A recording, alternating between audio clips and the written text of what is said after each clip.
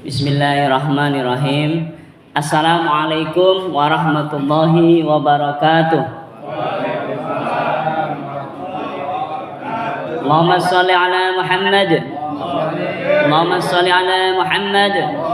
Allahumma sholli wa sallim wa barik ala sayyidina wa maulana Muhammad. Alhamdulillahi rabbil alamin wa bihi nasta'in ala umurid dunya waddin. Wassalatu wassalamu ala asrafil anbiya'i wal mursalin sayyidina wa maulana Muhammadin wa ala alihi wa ashabi ajmain. Yang kami cintai Ustadz Miftah, Ustadz Muntaridin, Bang Ustadz Udin, ya, para pengurus semuanya, para hujat, bapak-bapak haji, RT RW, dan semuanya, terutama yang hadir di malam hari ini ya. Apa kabar malam hari ini? Alhamdulillah, 17 Agustus 2025. Alhamdulillah, hari ulang tahun kita, negeri kita tercinta yang ke-80. Bapak-bapak yang dirahmati Allah, kalau kita menghadapi 17 Agustus ya, menjelang 17 Agustus, apa yang kita ingat kira-kira? Yang kita rasakan apa? Rame-rame, ada lomba ya, lomba gerak jalan, baris berbaris, panjat pinang. Ada tambahan lagi apa? Dangdutan, karaokean gitu ya, tambahnya gitu ya, macam-macam lah ya. Nah, sebenarnya nggak salah-salah banget sih ya, tapi ada hal yang perlu kita ambil pelajaran yang lebih ya tentang kemerdekaan ini, memaknai kemerdekaan ini ya. Apa itu kemerdekaan? Itu kalau bahasa Arabnya bisa istiqlal ya, istiqlal. Makanya masjid terbesar se-Asia Tenggara waktu itu di zaman Soekarno didirikan sebagai tanda bahwa negeri kita sudah merdeka, namanya Masjid Istiqlal. Ada juga bahasanya hurriyah dalam bahasa Arab ya. Emang ada banyak ya versi bahasa kalau kita ambil dari bahasa Indonesia ke bahasa Arab.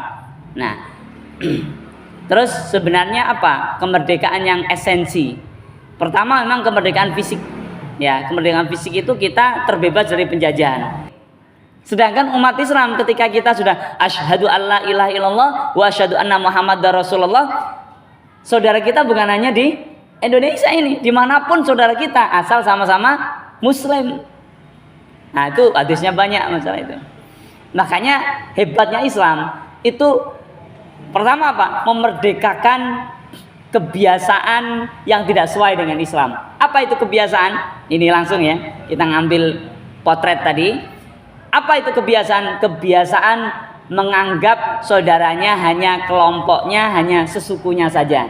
Yang Jawa ngumpul sama Jawa, yang Padang ngumpul sama Padang, yang Betawi ngumpul sama Betawi, yang Madura ngumpul sama Madura, nggak mau berbaur. Atau meskipun mereka berbaur, menganggap kelompoknya, sukunya lebih hebat daripada suku yang lain. Itu yang dilawan dalam Islam sebenarnya. Kenapa? Allah sampaikan inna akramakum indallahi atqakum. Nggak ada yang lebih mulia kecuali yang paling takwa. Sedangkan yang takwa itu rahasia Allah, yang paling takwa itu rahasia Allah. Dalam haji wada, baginda Nabi juga mengatakan la farqa bainal Arab wal ajam. Tidak ada beda antara orang Arab dan orang yang bukan Arab. Yang bedakan apa? Hanya ketakwaannya saja. Masya Allah.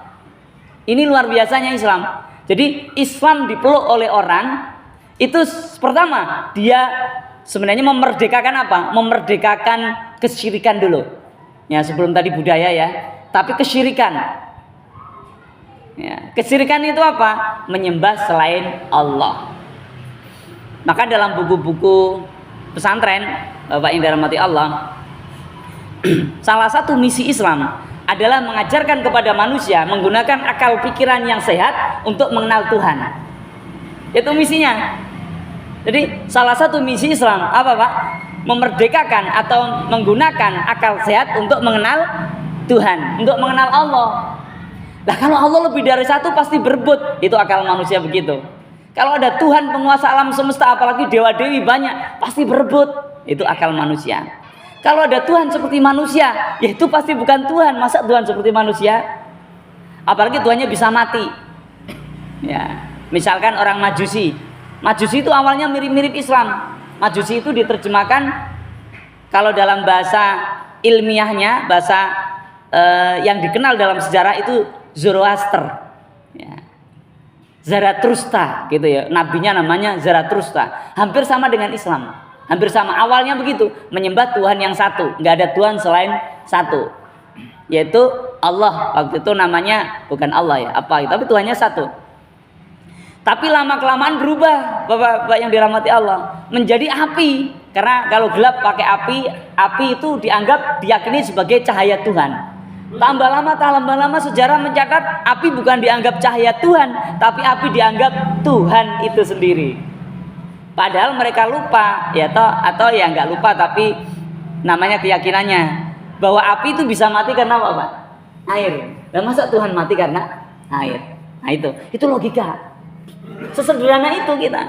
Sesederhana itu Islam mengajarkan akal kita bebas dari kesyirikan, dari politeisme, dari menganggap Tuhan itu banyak.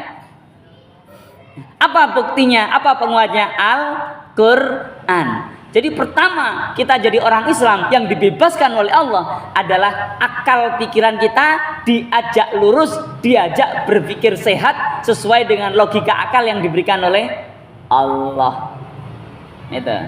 Itu hikmah dari kemerdekaan. Kalau kita orang Islam tinggal di Indonesia 17 Agustus bukan hanya mengingatkan kita pada kemerdekaan kita dari penjajahan Belanda dan Jepang waktu itu ya, tetapi kemerdekaan kita pertama bagi seorang muslim adalah memerdekakan akal pikiran kita dari penjajahan syirkiyah, penjajahan syirik, meyakini kekuatan selain kekuatan Allah. Oke, ini dulu ya.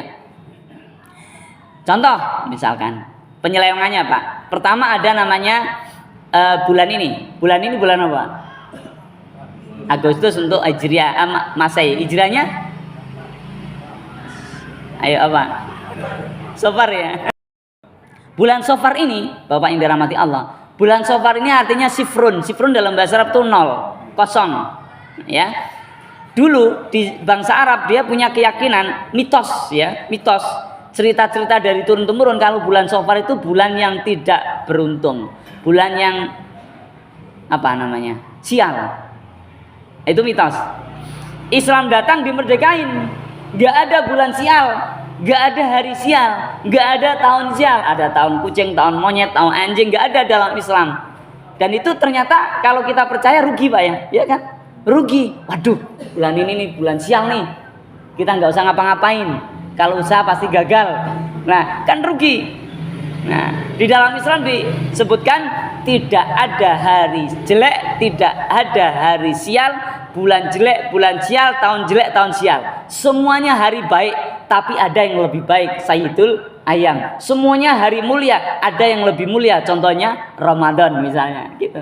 Itu Islam. Nah, kita dimerdekain tuh. Jadi kalau kita sekarang masih percaya Sofar atau kalau bahasa kita Sapar itu bulan sial, maka berarti pikiran kita masih teracuni. Harus dibersihkan, harus dimerdekakan. Ya, contoh lagi mitos atau keyakinan-keyakinan terdahulu. Contohnya apa? Tanggal atau nomor 13, nomor sial. Lihat, kadang kalau orang, mohon maaf ya, jadi nyebut suku. Orang-orang Konghucu atau orang-orang Cina, ya Tionghoa, kalau beliau tender punya bangun gedung bertingkat itu saya sempat cek itu bener nggak? Saya lihat nggak ada nomor 13. Adanya 12A, 12B, baru 14. Kenapa? Mereka yakin angka 13 angka sial.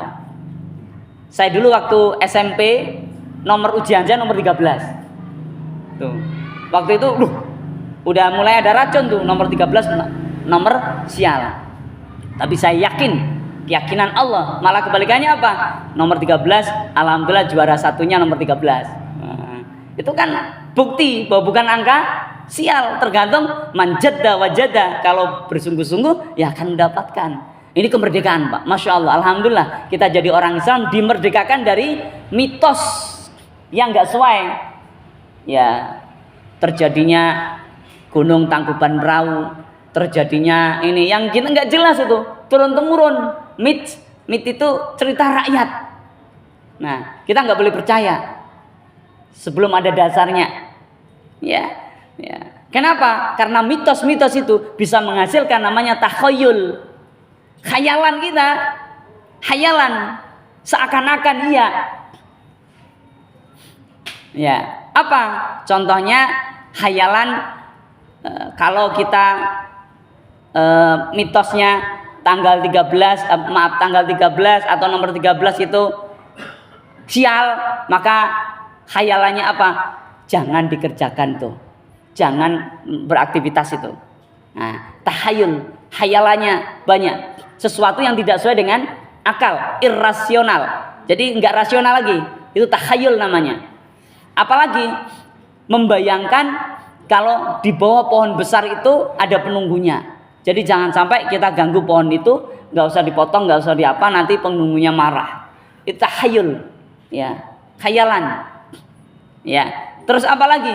Ya, nanti setiap tempat itu ada penunggunya, misalnya. Sebenarnya apapun itu kalau sesuai dengan atau ada sandaran ajaran Islamnya, bukan tahayul namanya.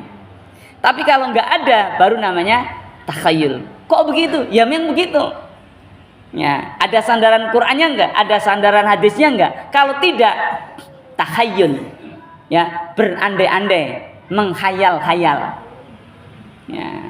Oke. Nah, ada mitos, ada takhayul. Yang ketiga, khurafat, Pak. Ini kita dimerdekakan ini. Kalau 17 Agustus bukan hanya merdeka fisik, harusnya merdeka akal kita ini dari penjajahan. Penjajahan mitos, penjajahan takhayul, penjajahan khurafat. Khurafat itu apa? Keyakinan-keyakinan gaib yang bohong, yang sengaja ditanamkan. Hanya ada kasus misalkan makam palsu. Ya. Jadi dibuat makam karena orang Indonesia sangat yakin ada keberkahan, datang ke makam Habib, makam Sayyid atau makam Sunan atau makam Wali, makam orang keramat. Ya, kemudian datang situ, tahlilan di situ, gitu ya. Akhirnya dibuat bisnis, dan itu sudah kasusnya banyak di negeri kita.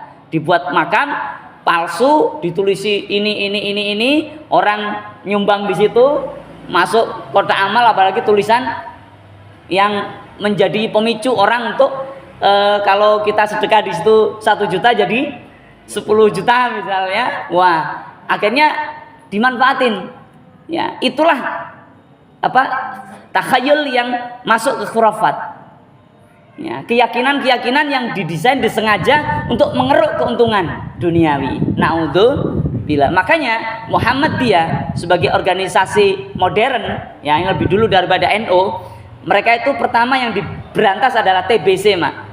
TBC, T itu takhayul, C itu bid'ah ya, B TBC, T takhayul, B bid'ah, C curafat. Nah, tulisannya CH. Kalau zaman dulu kan surafat, K itu tulisannya CH, ejaan masa lalu. Makanya namanya TBC, takhayul, bid'ah, khurafat. Itu diberantas oleh organisasi Muhammadiyah. Nah, kalau organisasi NU Nahdlatul Ulama memasuki kemudian menyadarkan pelan-pelan. Nah, itu bedanya, beda strategi dakwahnya. Oke. Nah, kalau kita mau merdeka, maka kita harus bebas dari takhayul, apa tadi? Bid'ah, khurafat, mitos, takhayul, khurafat. Nah, ini lebih 7 menit udah. Ya Allah, cepet banget ya. Masya Allah, maaf. Oke. Mohon izin sedikit lagi ya biar selesai ya. Gitu. Jadi Bapak yang dalam hati Allah, kalau kita merdeka ini kita maknai, pertama merdekanya dari pengaruh-pengaruh itu, mitos, takhayul, khurafat. Kita nggak boleh gampang percaya kalau tidak ada dasarnya. Percaya pada keris yang bertuah, pada jimat, pada alat-alat yang dianggap punya kekuatan roh. Nah, kalau kita percaya itu namanya animisme.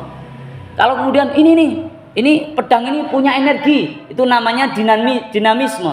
Animisme, dinamisme itu masuk dalam paganisme. Paganisme itu adalah payung yang mewadahi keyakinan-keyakinan selain agama-agama Ibrahim. Apa agama Ibrahim? Yahudi, Nasrani, Islam. Kalau dalam hasanah Islam disebut Abrahamic religion atau agama samawi. Yahudi, Nasrani, Islam. Kalau kita datang ke orang Kristen, datang ke orang Yahudi, mereka kenal Nabi Ibrahim semua. Makanya disebut Abrahamic religion. Tapi ada Shinto, ada Majusi, ada Konghucu, ada Buddha, ada Hindu. Nah, itu mereka nggak kenal Nabiullah Ibrahim alaihissalam. Kemerdekaan ini 17 Agustus ini, Masya Allah, pertama kita harus ingat kembali bahwa kita harus merdeka.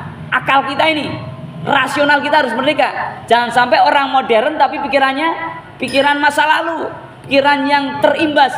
Di negeri kita banyak namanya akulturalisme, dicampur-campur. Ajaran Islam dicampur-campur dengan budaya Jawa, budaya Sumatera, budaya Hindu, budaya macam-macam dicampur-campur. Kalau ada orang meninggal, nanti rohnya 3 hari menjauh, 7 hari tambah jauh. Itu nggak ada takhayul, nggak ada dasarnya.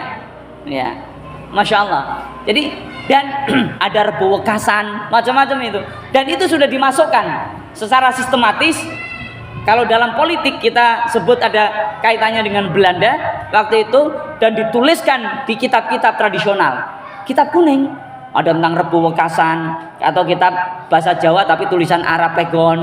Jadi kita Masya Allah, jadi harus belajar kembali, belajar tafsir, belajar hadis, belajar Quran, dekat dengan Allah, dan memerdekakan akal pikiran kita dari penjajahan. Pertama apa tadi Pak? Mitos, tahayul, khurafat. Insya Allah. Dan berikutnya insya Allah Allah akan tolong kita. Semoga kita husnul khatimah. Semoga kita husnul khatimah semuanya. Keluarga kita husnul khatimah. Kita bertemu bukannya di musola ini, tapi kita bertemu juga di surganya Allah Subhanahu wa taala. Jazakumullah billahi taufiq wal hidayah. Assalamualaikum warahmatullahi wabarakatuh.